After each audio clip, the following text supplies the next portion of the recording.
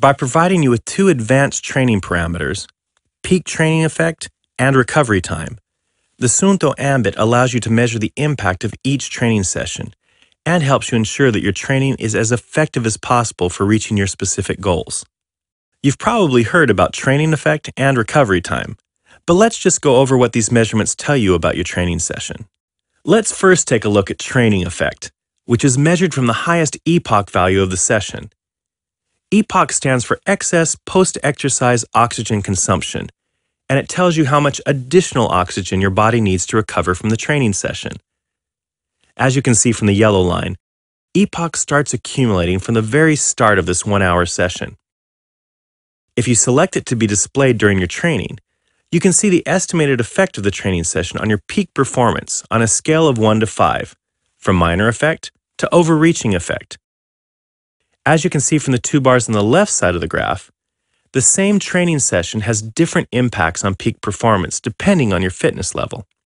For the fitter person, represented by the right bar, the session has a training effect of 4, while for the less fit person, represented by the left bar, the same session has an overreaching effect of 5.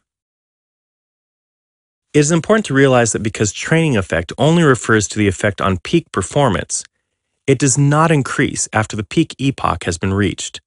It is therefore perhaps more useful to think of training effect as peak training effect.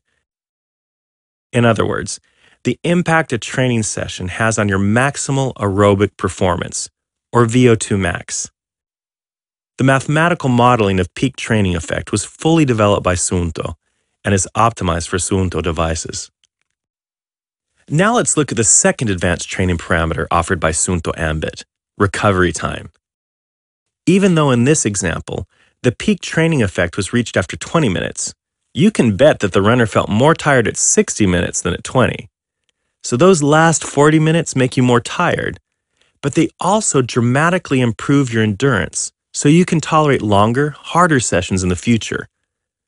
Suunto Ambit's recovery time measurement is an estimate of how long your body needs to recover from a training session. The bigger the effect, the longer the needed recovery time.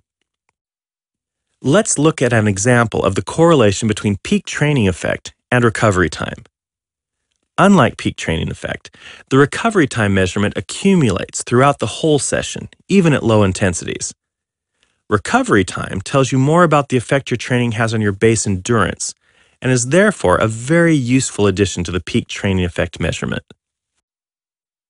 So whether you're interested in how your training affects your peak performance, base endurance, or both, with peak training effect and recovery time measurements, Suunto Ambit will keep you informed every step of the way.